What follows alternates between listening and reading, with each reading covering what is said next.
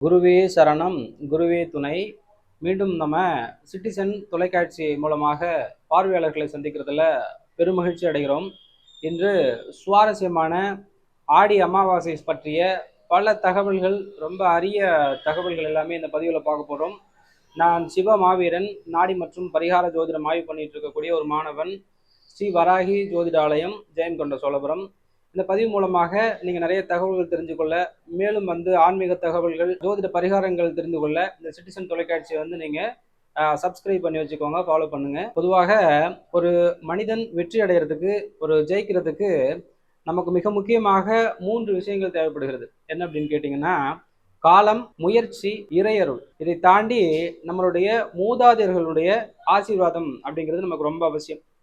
நிறைய அமாவாசை வருகிறது. ஒரு வருடத்துல நமக்கு 15 திதிகள்ல அமாவாசை திதி அப்படிங்கிறது மிக முக்கியமான திதியாக இருந்தாலும், இந்த ஆடி அமாவாசைக்கு மிகப்பெரிய சிறப்புகள் நிறைய இருக்கு.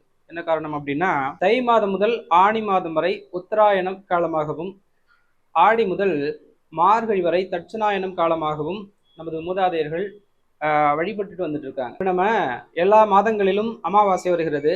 ஆனால் இந்த ஆடி அமாவாசைக்கு மட்டும் நிறைய சிறப்பு இருக்கிறது. நம்ம ஒரு முறை இந்த ஆடி அமாவாசையை தவிர விட்டு விட்டோம்னா, அடுத்த 1 வருடங்களுக்கு பிறகு இந்த ஆடி அமாவாசை வரும். அதுல என்ன சிறப்பு அப்படின்னா, அமாவாசை அப்படிங்கிறது திதிகளில் அதிக சூட்சமம் நிறைந்த திதியாக இருக்கிறது. அதிலும் ஆடி அமாவாசையில் என்ன சிறப்பு அப்படின்னு கேட்டா, மூதாதையர்களுடைய அனுகிரகம் பெறுவதற்கான அமாவாசை நாள். நிறைய ஜோதிடர்கள் மூலமாக பித்ருதோஷம், அதே மாதிரி ஒரு ஆண் வாரிசுக்கான சாபம், இது போல நிறைய விஷயங்களால் பாதிக்கப்பட்ட தோஷங்களுக்கு இந்த அமாவாசை நாளில் நமக்கு நாமே செய்து கொள்ளக்கூடிய நிவர்த்தி, அதாவது ஒரு எளிமையான பரிகாரம் என்று நம்ம வச்சுக்கலாம். நிறைய பரிகாரங்கள், யாகங்கள், நிவர்த்திகள் எல்லாம் நிறைய செலவு பண்ணி அதன் மூலமா நமக்கு நிறைய பலன் வருதா என்னன்னு பாத்தீங்கன்னாக்க அவ்வளவு நம்ம உறுதியாக சொல்ல முடியாது. நமக்கு நாமே நமக்கு ஒரு நிவர்த்தி பண்ணிக்கிறது, நமக்கு ஒரு பரிகாரம் பண்ணிக்கிறது, நம்ம தோஷ நிவர்த்தி பண்ணிக்கக்கூடிய அருமையான நாளாக இந்த அமாவாசை நாள். எதனால் அப்படி சொல்றோம் அப்படின்னா, தேவர்களுக்கு ஒரு 6 மாத காலங்கள் பகல் பொழுதாகவும், ஒரு 6 மாத காலங்கள் இரவு பொழுதாகவும் மூல நூல்களையும் நமது மூதாதையர்களும் சொல்லியிருக்கிறாங்க. அதுல உத்தராயண காலம் அப்படிங்கிறது தை மாதம் முதல் ஆணி மாதம் வரை, இது ஒளி நாட்கள் அப்படின்னு சொல்லப்பட்டிருக்கிறது. தட்சிணாயனம் அப்படிங்கிறது ஆடி மாதம் முதல் மார்கழி மாதம் வரை, இது தேவர்களுக்கான இருள் பொழுது, அதாவது அந்த இரவு ஆரம்பிக்கக்கூடிய நாள் அப்படின்னு சொல்லப்பட்டிருக்கிறது.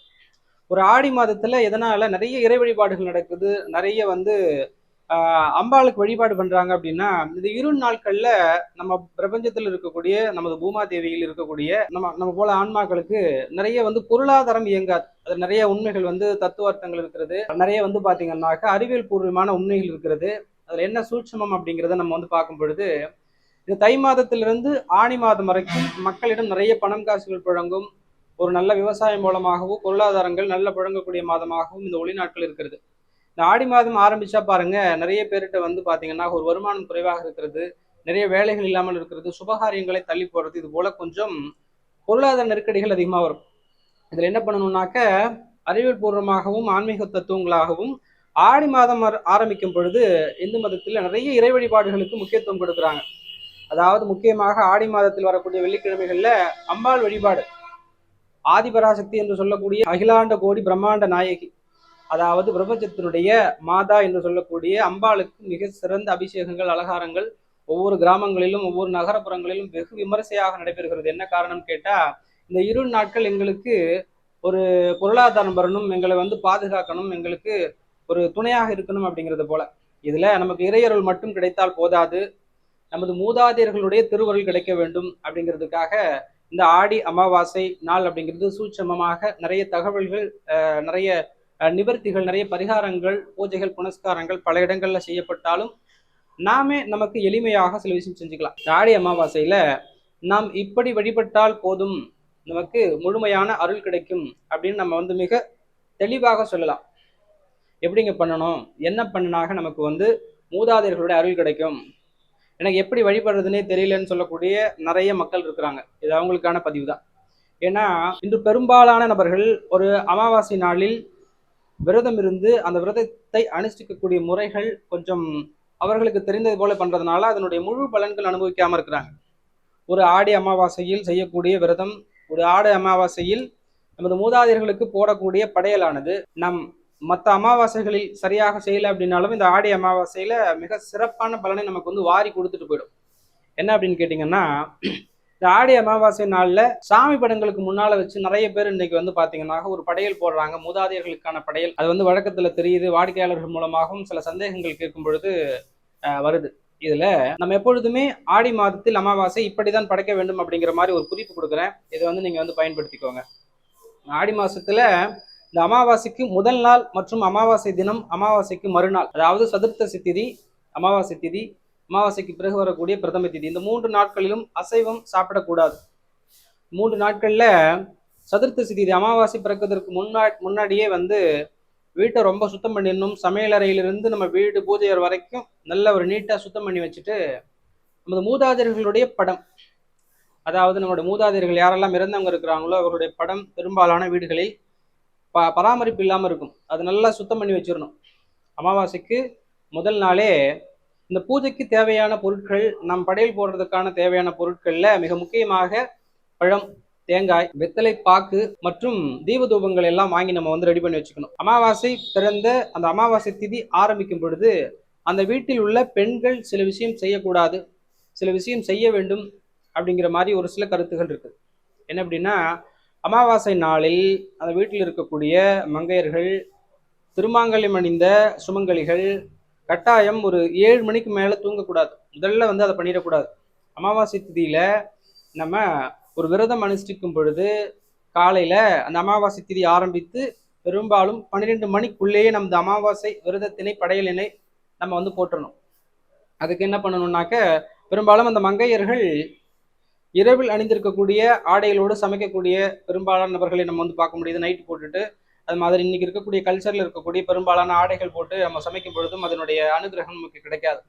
சாதாரணமாக ஒரு சேலை அணிந்து சமையல் பண்றது மிகவும் உத்தமம். அதுபோல நம்ம அமாவாசை திதியில எப்படி படையல் போடணும் அப்படின்னா, நமக்கு வந்து சுவாமி படம் இருக்கு இல்லையா, பூஜை அறை இருக்கு இல்லையா, பூஜை அறையில முதல்ல வந்து ஒரு தீபம் ஏற்றணும்.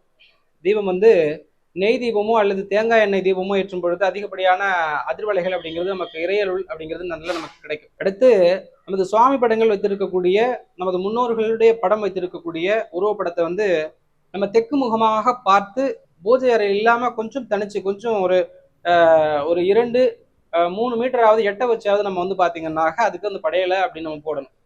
இந்த படையல் போடுறதுல முதல்ல இறைவனுக்கு ஒரு தீபமும், அடுத்து நமது மூதாதையர்களுக்கு ஒரு தீபமும் ஏற்றணும். இந்த தீபம் ஏற்றிய பிறகு நாம் சமைக்க ஆரம்பித்து, சமையல்ல முதல்ல வந்து சுவாமிக்கு நிவேதியம் பண்ற மாதிரி எளிமையான ஒரு சின்ன இனிப்புல இருக்கிற மாதிரி ஒரு நிவேதியம் பண்ணி சுவாமிக்கு வந்து வச்சிடணும். அதன் பிறகு நமது மூதாதையர்களுக்கு ஒரு இலை, ஒரே ஒரு இலை, பெரிய வாழை இலையா போட்டு, இந்த வாழை இலையானது நுனி பகுதி கிழக்கு பக்கமா இருக்கிற மாதிரி வந்து பாத்தீங்கன்னாக்க நம்ம அந்த வாழை இலையை போட்டணும். அது வலதுபுறமாக வந்து நம்ம எப்படி உட்கார்றோமோ அதே மாதிரி வந்து பாத்தீங்கன்னாக்க தெற்கு பார்த்து இருக்கக்கூடிய அந்த மூதாதையர்களுடைய படத்துக்கு நம்ம அந்த இலையை போட்டு நம்ம என்ன உணவு செஞ்சிருக்கோமோ அந்த உணவுகளை அதுல பரிமாறணும். உணவுகளை பரிமாறி இதுல மிக முக்கியமாக பாயாசம், இனிப்பு நிறைந்த பாயாசமும் எண்ணெய் வடை, ஒரு வடை அப்படிங்கிறது வந்து பாத்தீங்கன்னா அவசியம் வைக்கணும். மூதாதையர்கள் அன்றைய நாளில் நமது வீட்டுக்கு வருவார்கள் அப்படிங்கிறது பாத்தீங்கன்னா மிகப்பெரிய நம்பிக்கை. அவர்கள் வரும் பொழுது நம்ம என்னெல்லாம் செஞ்சிருக்கோம் அப்படிங்கிறத வந்து அவங்க பார்ப்பாங்க, அவங்க வந்து அதை சாப்பிடுவாங்க அப்படிங்கிறது வந்து பாத்தீங்கன்னா மிகப்பெரிய நம்பிக்கை. இது நீங்க பயன்படுத்தும் பொழுது முதல்ல நம்ம அந்த உணவுகள்ல எல்லாத்தையும் கொஞ்சம் கொஞ்சமா எடுத்து அந்த உணவுகளை வந்து பாத்தீங்கன்னா ஒரு உருண்டையா பிடிச்சு, எள்ளு, கருப்பு எள்ளு வந்து நமது கட்டை விரலால் எடுத்து அந்த உணவுல அந்த உருண்டையில நம்ம வந்து வைக்கணும். வச்சுட்டு அந்த உணவு உருண்டையை நாம் காகத்திற்கு முதல்ல எடுத்து கொண்டு போயிட்டு வைக்கணும். காகத்துக்கு வைக்கும் பொழுது ஒரு 3 முறை காகத்தை நாம் கூப்பிடணும். கா கா கா அப்படின்னு ஒரு 3 முறை கூப்பிடும் பொழுது காகம் வந்துவிடும். காகம் வராத பட்சத்திலும் அதனால் எந்த ஒரு குறையுமே கிடையாது. நம் காகத்தை கூப்பிடணும். அது வந்து பாத்தீங்கன்னா சம்பிரதாயம். அது மூதாதையர்களை நாமே அழைக்கிறோம் அப்படிங்கிறதுக்கான சம்பிரதாயம். கட்டாயம் காகம் வந்தா மிக விசேஷம். வரவில்லை என்றால் எந்த ஒரு குறையும் கிடையாது. பொறுமையாக அது வரட்டும். இல்லது வேற ஏதோ ஒரு ஜீவராசிகள், ஒரு எறும்பு போன்ற ஏதோ ஒரு ஜீவராசிகள் அதை சாப்பிடட்டும். நீங்க வந்து அப்படியே வந்துருங்க. வந்துட்டு அதே மாதிரி அந்த உணவு வைக்கும் பொழுது உணவில் ஒரு தர்பை புல் வந்து அந்த உணவு பக்கத்துல வைக்கிறது மிகப்பெரிய ஒரு வைப்ரேஷன் கொடுக்கும். அந்த மூதாதையர்கள் வந்து அந்த காகம் வந்து எடுத்துக்கொள்ளவில்லை என்றாலும் அது மூதாதையர்களுக்கு தர்ப்பணமாக செய்யப்படுகிறதாக சம்பிரதாயம் அப்படிங்கிறது அங்க வந்து பூர்த்தி ஆயிடும். அதன் பிறகு நீங்கள் சாதாரணமாக இந்த வீட்டில் படைத்த, நமது மூதாதையர்களுக்கு படைத்த இந்த உணவை கட்டாயம் மற்றவர்களுக்கு நீங்கள் பரிமாறக்கூடாது. வீட்டுக்கு யாரோ ஒருத்தவங்க யாசகம் கேட்டு வராங்க, அல்லது ஒருத்தவங்களை கூப்பிட்டு நான் பக்கத்து வீட்டுக்காரங்களை எல்லாத்தையும் கூப்பிட்டு இன்னைக்கு நான் ஆடி அமாவாசைக்கு படைச்சிருக்கேன் அப்படின்னு சொல்லிட்டு எல்லாருக்கும் கொடுக்கக்கூடாது. அந்த படைத்த பொருளை நீங்கள் அல்லது உங்கள் உறவினர்கள், வீட்டில் இருக்கக்கூடியவர்கள் அனைவரும் உண்ண வேண்டும். அப்படி உண்ணும் பொழுது கட்டாயமாக அந்த மூதாதையர்களுடைய அருள் கிடைக்கும், மூதாதையர்களுடைய முழுமையான அனுகிரகம் கிடைக்கும். இந்த படையலானது மிகவும் எளிமையானது. எப்பவுமே திதியை பிடித்தால் விதியை வெல்லலாம் அப்படிங்கக்கூடிய சூட்சமம் அப்படிங்கிறது இருக்குது.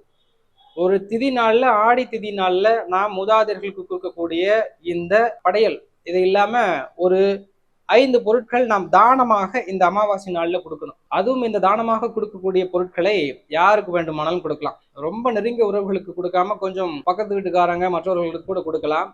ஒரு படியளவு அல்லது 1 கிலோ அளவு அரிசி தானம் செய்ய வேண்டும் அன்றைய நாளில். ஒவ்வொன்றும் ஒவ்வொரு நபர்களுக்கு தனித்தனியாக செய்யலாம். 1 கிலோ அளவிற்கு வெல்லம் தானம் செய்ய வேண்டும். நம்மால் இயன்றவரை நெய் தானம், எனக்கு 1/4 கிலோ கொடுக்க முடியும், 1 கிலோ கொடுக்க முடியும், இல்லைன்னா 1/2 கிலோ கொடுக்க முடியும்னா நெய் தானம் அப்படிங்கிறது அன்னைக்கு பண்ணணும். அது இல்லாம முந்திரி பருப்பு, ஏலக்காய் மற்றும் திராட்சை போன்ற இந்த விஷயம் மட்டும் நம்ம தானமாக கொடுத்தாலே போதும்.